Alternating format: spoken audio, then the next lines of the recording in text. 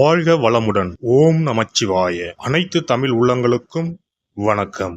நிகழும் மங்களகரமான குரோதி ஆண்டு ஜூன் மாதம் 15ஆம் தேதி சனிக்கிழமை அன்று உத்திரம் நட்சத்திரத்தில் நவமி திதியில் வரியான் நாமயோகத்தில் பாலவம் கரணத்தினில் மகத்தான ஆனி மாதம் பிறக்கிறது. சூரியன் மிதுனம் ராசியில் சஞ்சரிக்கும் மாதம் ஆனி மாதமாகும். உத்தராயணத்தின் கடைசி மாதமாகும். ஆன்மீக சிறப்புகள் கொண்ட மாதம் இதுவாகும். இம்மாத கிரகநிலைகள் என எடுத்துக்கொண்டால் மேசராசியில் செவ்வாய் பகவான் ஆட்சி பலத்துடன் உள்ளார். ரிஷபராசியில் குரு பகவானும், மிதுன ராசியில் சூரிய பகவானும், சுக்கிர பகவானும், புதன் பகவானும் இணைந்துள்ளனர். கன்னி ராசியில் கேது பகவானும், கும்பராசியில் சனி பகவானும், மீன ராசியில் ராகு பகவானும் உள்ளனர்.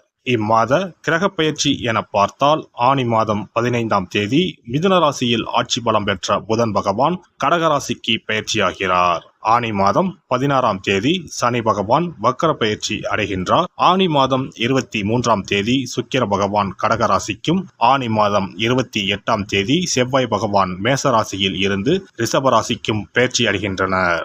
இந்த கிரக அமைப்பினால் உங்கள் வாழ்வில் இம்மாதம் ஏற்படக்கூடிய மாற்றங்கள் என்னென்ன என்பதனையும், ஏதாவது அசுப பலன் ஏற்பட்டால் ராசிக்காரர்கள் செய்ய வேண்டிய பரிகாரம் என்ன என்பதனை பற்றியும் காண்போம். சிறு விஷயமாக இருந்தாலும் அதில் உணர்வுபூர்வமாக செயல்படும் கடகராசி அன்பர்களே, இந்த ஆனி மாதம் வாக்கு வன்மையால் நன்மை உண்டாகும். செய்யும் காரியத்தை சிறப்பாகவும் நேர்மையாகவும் செய்து முடித்து மற்றவர்களிடம் பாராட்டுகளை பெறுவீர்கள். உங்கள் செல்வாக்கை கண்டு சிலர் பொறாமை கொள்ளலாம். கவனம் தேவை. எதிர்ப்புகள் விலகும், காரிய தடைகள் நீங்கும். வீடுமனை சம்பந்தப்பட்ட விஷயங்களில் இருந்து வந்த சுணக்க நிலை மாறும். தடைப்பட்டிருந்த வீடு கட்டும் பணிகள் நிறைவடையும். தொழில் வியாபாரம் தொடர்பான பணிகளில் வேகம் பிடிக்கும். வாடிக்கையாளர் எண்ணிக்கை கூடும். பழைய பாக்கிகளை வசூல் செய்வதில் மும்முரம் காட்டுவீர்கள். தொழிலை விரிவுபடுத்த எடுத்த முயற்சிகள் யாவும் வெற்றி பெறும். பணிபுரிவோருக்கு வேலையில் அதிக பளு இருந்தாலும் எல்லா பணிகளையும் திறம்பட செய்து முடிப்பீர்கள். பணவரத்து திருப்தி தரும். எதிர்பார்த்த அதிகாரமிக்க பதவிகளை பெறுவீர்கள். குடும்பத்தில் இருப்பவர்களுக்கு தேவையான பொருட்களை வாங்கி குவிப்பீர்கள். கணவன் மனைவிக்கு இடையே இருந்த கருத்து வேற்றுமை நீங்கும். குழந்தைகளால் பெருமை சேரும். உறவினர்கள் நண்பர்கள் மத்தியில் மதிப்பு மரியாதை கூடும். கடன் பிரச்சனையில் நீண்ட நாட்களாக இருந்து வந்த சுணக்க நிலை மாறும். பெண்களை பொறுத்தவரை இம்மாதம் காரிய தடைகள் நீங்கி எடுத்த காரியத்தை வெற்றிகரமாக செய்து முடிப்பீர்கள். வாக்கு வன்மையால் நன்மைகள் உண்டாகும். அரசியல்வாதிகளை பொறுத்தவரை தொண்டர்களின் ஆதரவுடன் செயற்கரிய செயல்களை செய்வீர்கள். கட்சி தலைமையிடம் நல்ல பெயரை காப்பாற்றிக் கொள்ளவும். சச்சரவுகளில் சம்பந்தப்பட்டு மாட்டிக்கொள்ள வேண்டாம். கலைத்துறையினரை பொறுத்தவரை கடினமாக உழைத்தால்தான் துறையில் வெற்றி வகை சூடலாம். மற்றபடி உங்கள் வேலைகளை குறிப்பிட்ட காலத்திற்குள் முடித்து விடுவீர்கள். உங்கள் திறமைகளை மக்கள் ஏற்றுக்கொள்வார்கள். சக கலைஞர்களை அனுசரித்து நடந்து கொள்ளவும். மாணவர்கள் படிக்காமல் விட்ட பாடங்களை படிப்பதில் கவனம் செலுத்துவீர்கள். சொன்ன சொல்லை காப்பாற்ற பாடுபடுவீர்கள். நட்சத்திர பலன்கள். புனர்பூசம் நட்சத்திரம். இந்த மாதம் மனமகிழ்ச்சி ஏற்படும். இழந்த சொத்து மீண்டும் கைக்கு வந்து சேரும். காரியத்தை கச்சிதமாக முடிக்கும் திறமை வந்து சேரும். தடைப்பட்ட காரியங்கள் தடைகள் நீங்கி நன்றாக நடந்து முடியும். வாக்கு வன்மையால் நன்மைகள் ஏற்படும். தெய்வ சிந்தனை அதிகரிக்கும். பணப்பிரச்சனைகள் நீங்கும். பூசம் நட்சத்திரம். இந்த மாதம் நண்பர்கள் மூலம் உதவிகள் கிடைக்கும். வாகன யோகம் உண்டாகும். குடும்பத்தில் சந்தோஷமான சூழ்நிலை காணப்படும். கணவன் மனைவிக்கு இடையே விட்டு கொடுக்கும் மனப்பான்மை அதிகரிக்கும். பிள்ளைகள் எதிர்காலத்திற்காக சில பணிகளை மேற்கொள்வீர்கள். தேவையான வசதி வாய்ப்புகள் வந்து சேரும்.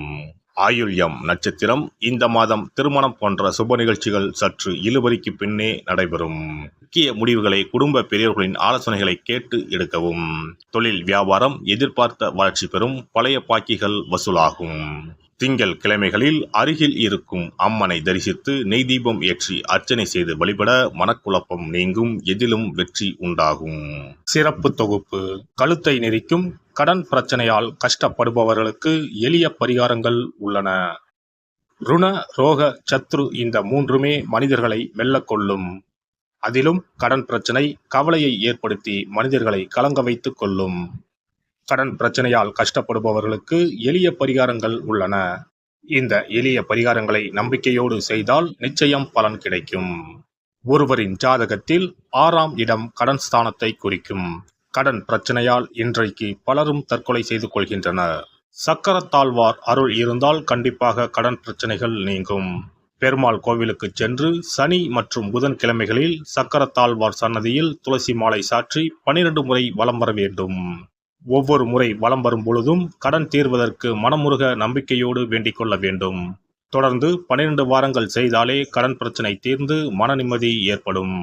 மேசராசியில் பிறந்தவர்கள் தயிரை கொண்டு இனிப்பு பலகாரம் செய்து ஒவ்வொரு வெள்ளிக்கிழமையும் மாலை வேளையில் பசுவுக்கு கொடுத்து வர கடன் பிரச்சனைகள் தீரும். விருச்சிக ராசியில் பிறந்தவர்கள் ஞாயிற்றுக்கிழமை அன்று லட்சுமி நரசிம்மருக்கு காய்ச்சிய பசும்பால் அல்லது பானகத்தை பிரசாதமாக வைக்க வேண்டும்.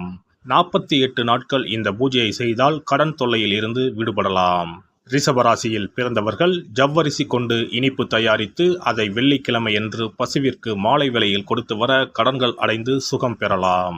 துலாம் ராசிக்காரர்கள் பசும்பாலை சுக்கிர ஓலையில் வில்வ மரத்திற்கு ஊற்றவும்.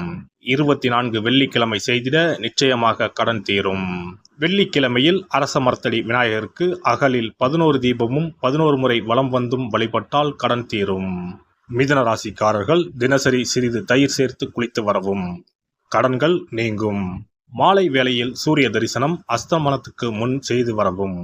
கன்னி ராசிக்காரர்கள் சனிக்கிழமைகளில் உளுந்து வடை தானம் செய்யவும். அதை நீங்கள் உண்ணக்கூடாது.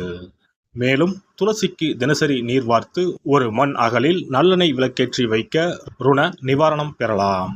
கடகராசிக்காரர்கள் ஒவ்வொரு ஞாயிறும் சிறிது வெள்ளக்கட்டியை ஓடும் நீரில் விடவும். கடன்கள் வெள்ளம் போல கரைந்துவிடும். சிம்ம ராசியில் பிறந்தவர்கள் ஒவ்வொரு சனிக்கிழமையும் அரச மரத்தடியில் மண் அகலில் நல்லெண்ணெய் ஊற்றி கருப்பு திரி கொண்டு 8 விளக்குகள் ஏற்றி வர கடன்கள் அழிய வழி பிறக்கும். மகர ராசிக்காரர்கள் சனிக்கிழமைகளில் எள்ளுருண்டை செய்து பலருக்கு தானமாய் கொடுத்து வர கடன் தொல்லைகள் நீங்கும். கும்பராசிக்காரர்கள் வியாழன் மாலை 6 மணிக்கு குங்குமப்பூ சேர்த்த பாதாம் கீர் செய்து மகா விஷ்ணுவுக்கு நிவேதனம் செய்து முதலில் தான் அறிந்துவிட்டு பின்பு மற்றவருக்கும் தானமாய் கொடுத்து வர கடன்கள் மலமளவென அடைபடும்.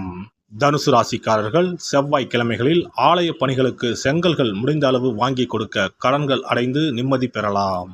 மீன ராசிக்காரர்கள் செவ்வாய்க்கிழமை அன்று மதியமோ இரவோ நோயாளிகளுக்கு சப்பாத்தியை தானமாக கொடுத்து வர கடன்கள் வேகமாக அடைய ஆரம்பிக்கும்.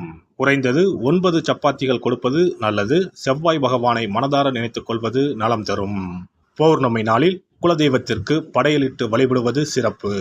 குலதெய்வ படம் இல்லாதவர்களும் குலதெய்வம் பற்றி தெரியாதவர்களும் 5 முக குத்து விளக்கை பூஜை அறையில் ஏற்றி வைத்து படையல் போட்டு கற்பூர ஆரத்தி காட்டி கடன் பிரச்சனை நீங்க மனதார வேண்டிக் கொள்ளலாம்.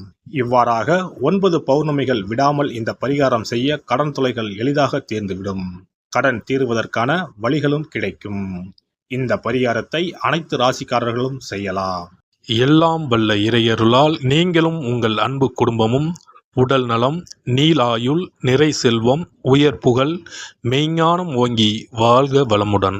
இந்த வீடியோ பதிவு உங்களுக்கு பிடித்திருந்தால் லைக் பண்ணுங்க, கமெண்ட் பண்ணுங்க, ஷேர் பண்ணுங்க. மறக்காம சப்ஸ்கிரைப் பண்ணுங்க. பக்கத்துல இருக்கிற பெல் பட்டனை கிளிக் பண்ணுங்க. நன்றி, வணக்கம். ஓம் நமச்சிவாய. சிவாய நம.